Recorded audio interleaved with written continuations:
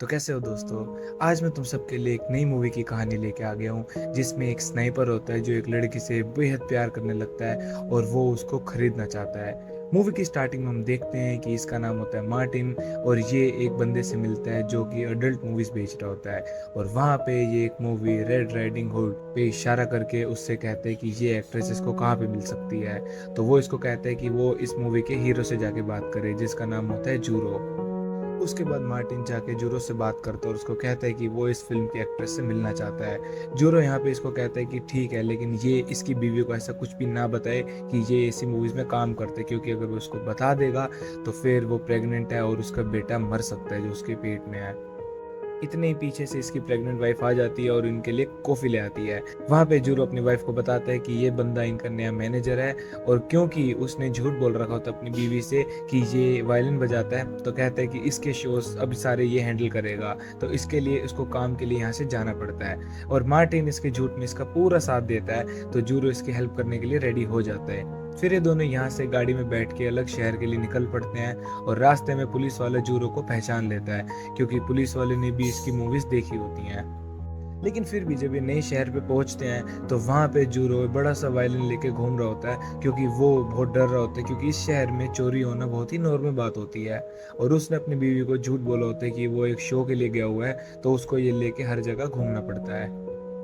उसके बाद जूरो उसके बाद जूरो मार्टिन को अपने को प्रोडक्शन एजेंट से मिलवाता है जिसका नाम होता है स्टोन।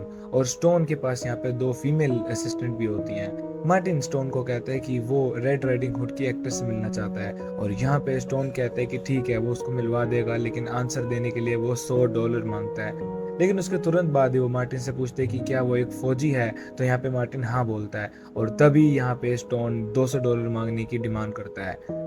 जैसे वो उसको $200 दे देता है, उसके बाद जाके स्टोन मार्टिन को डेका से मिलवाता है। मार्टिन डेका की इस हालत को देख के आंखों में आंसू लाता है और तभी डेका जमीन पे गिर जाती है। जैसे ही मार्टिन उसकी हेल्प करने के लिए आगे बढ़ते हैं तो एक औरत उसके सर पे बंदूक लगा देती है। यहाँ पे स्टोन मार्टिन को बोलते हैं कि अगर वो चाहे तो वो डेका को अपने साथ लेके जा सकता है, लेकिन बदले में उसे $30,000 देने पड़ेंगे। तो यहाँ से कहानी का हीरो मार्टिन अब पैसे जोड़ना शुरू कर देता है। वो हर जगह से पैसे इकट्ठा करना शुरू कर देता है, अपने पुराने क्लाइंट से बात करता है और अगर वो मर गए तो उनकी विडो वाइफ से भी पैसे वसूलना स्टार्ट कर देता है। पैसे इकट्ठे करने के बाद वो और जूरो वापस से स्टोन के पास जाते हैं और स्टोन अब डेका को बोलता है कि अब इसके नए ओनर्स इसको लेने आए हैं। और उसके बाद ये डेजा को गाड़ी में बिठा देते हैं और एक वोडका की बोतल भी देते हैं कि अगर ये कुछ दिक्कत करने लगे तो इसको दारू पिला देना, ये उसके बाद ठीक बिहेव करती है। उसके बाद ये सब यहाँ से निकल पड़ते हैं और थोड़ी देर में पुलिस वाले डेका को पहचान लेते हैं कि इसको तो इन्होंने किसी अडल्ट मूवीज में देखा है, लेकिन ये जैसे तैसे बहाना बना के वहां से भी निकल जाते हैं।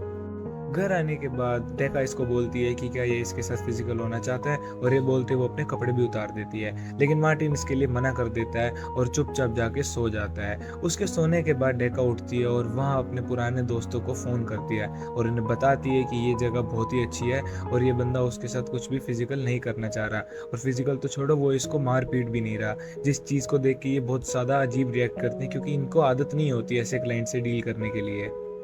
उसके अगले दिन मार्टिन डेका को उसके पुराने घर में लेके जाता है और वहाँ पे वो कहते हैं कि इस जगह को थोड़ी रेनोवेशन की ज़रूरत है। ये देख के डेका को बहुत ही ज़्यादा अजीब लग रहा होता है क्योंकि उसको उसका अतीत याद आ रहा होता है। और उसके बाद वो घबराते हुए वहाँ से भाग जाती है और तभी उसकी पड़ोसन उसको देख लेती है और एक बार में उसकी पड़ोसन आके इस पर बहुत चिल्लाने लगती है और अपने पति को कहती है कि वो डेका को यहाँ से बाहर निकाले, ये गंदी औरत है और गंदी फिल्मों में काम करती है।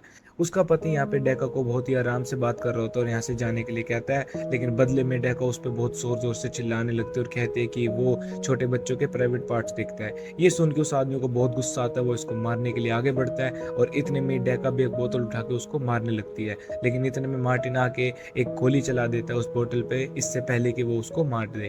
और इसके बाद वो उस औरत पे बंदूक तान देता है और कहते हैं कि वो आज के बाद कभी भी डेका को उल्टा सीधा ना बोले, और इतने में डेका वहां से चली जाती है।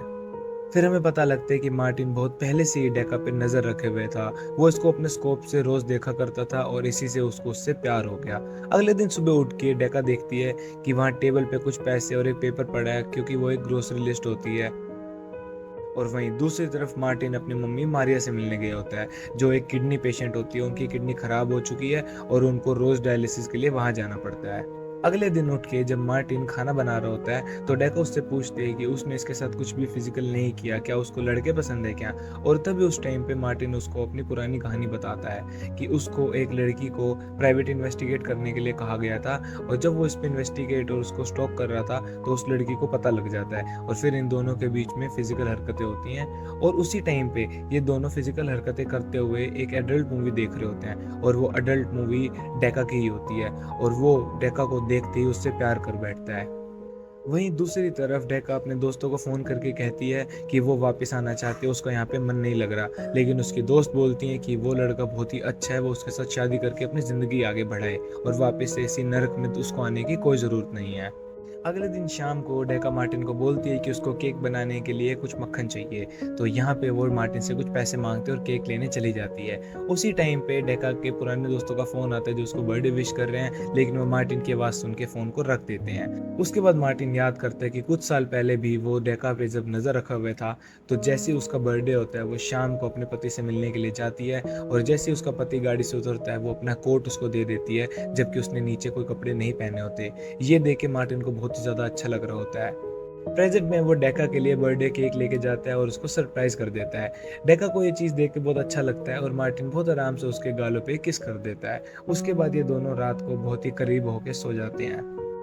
ये दोनों आपस में अट्रैक्टेड फील करने लगते हैं, और एक दिन जब ये बाथरूम में घुसता है तो अंदर डेका कपड़े चेंज कर रही होती है, और वो एकदम से बाहर आ जाता है। डेका को ये देख के अच्छा भी लगता है और बुरा भी लगता है, तो वो इससे पूछते हैं कि क्या वो इसको लेके फिजिकल अच्छा फील नहीं करता क्या, और वहाँ पे मार्टिन इस बात का जवाब नहीं देता। ये सुन के इसको बहुत बुरा लगता है, और ये अपना सामान पैक करके वहाँ से जैसी निकल रही होती है तो मार्टिन इसको गालों पे किस कर देता है, और रिटर्न डेका भी इसको किस करती है, और फिर इनके बीच में फिजिकल एक्ट शुरू हो जाते हैं। सब कुछ अच्छा चल रहा होता है, लेकिन डेका को इस बात से अजीब लग रहा होता है कि वो इसको यहाँ पे लेके ही क्यों आया है। और उसके बाद वो जब उसके घर पे तलाश कर रही होती है तो वो देखती है कि मार्टिन के नाम पे एक सर्टिफिकेट है कि वो आर्मी में था, और क्लॉक के पीछे एक बहुत बड़ी राइफल भी पड़ी होती है वहाँ पे। और फिर हमें पता लगता है कि बहुत साल पहले जब डेका अपने घर पे होती है और उसका पति घर पे आया होता है, तो ये सारी चीज़ें मार्टिन स्कोप से देख रहा होता है। उसको ऑर्डर दिया होता है डेका के पति को जान से मारने का, और तभी डेका और उसके पति आपस में फिजिकल एक्ट करने लगते हैं, और यहाँ पे मार्टिन का सीनियर उसको बोलता है उस पर गोली चलाने के लिए, लेकिन वो थोड़ा सा डर रहा होता है कि गलती से अगर लड़की को गोली लग जाएगी तो सारा प्लान चौपट हो जाएगा। तो जब इसको क्लियर शॉट मिल जाता है तो वो गोली चला देता है, और तभी इसका सीनियर कहता है कि वो लड़की को भी जान से मार दे, लेकिन इतने में ही डेका बहुत ज़ोर ज़ोर से चिल्लाने लगती है और इनका प्लान फ्लॉप हो जाता है। वहीं हमें पता लगता है कि सिर्फ मार्टिन की मम्मी नहीं बल्कि मार्टिन भी कुछ टाइम में मरने वाला है, क्योंकि इसके दिमाग में एक ट्यूमर है। तो वो यहाँ पे डेका को बोलते हैं कि वो इसके साथ शादी करना चाहता है, क्योंकि ये सिर्फ कुछ ही महीनों का मेहमान है। डेका इसको गाड़ी साइड में रोकने के लिए बोलती है, और फिर उतरने के बाद वो इसको बहुत ज़ोर से लात मारती है, और उसके बाद कहती है कि वो अपने पति के साथ बहुत खुश थी, उसको कोई हक नहीं उसके पति को मार के इसके साथ ऐसी ज़िंदगी बिताने का, और वो तब वहाँ से भाग जाती है। उसके बाद हम देखते हैं कि मार्टिन वापस से अपने प्राइवेट इन्वेस्टिगेशन के काम पे लग जाता है, और फिर एक पार्टी के दौरान इसको डेका मिलती है, और वहाँ पे ये दोनों आपस में फिर से प्यार कर बैठते हैं, और वहीं पे मूवी ख़त्म हो जाती है।